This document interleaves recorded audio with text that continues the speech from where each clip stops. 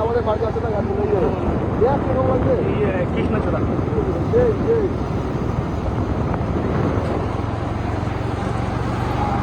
আচ্ছা বৃষ্টি হয়েছে আগে কে বলেছে ওই বৃষ্টিবারে মালটা লেট করেছে প্রত্যেক দিন খাবে আমার কাছে চাবি আসলে এবার ধরো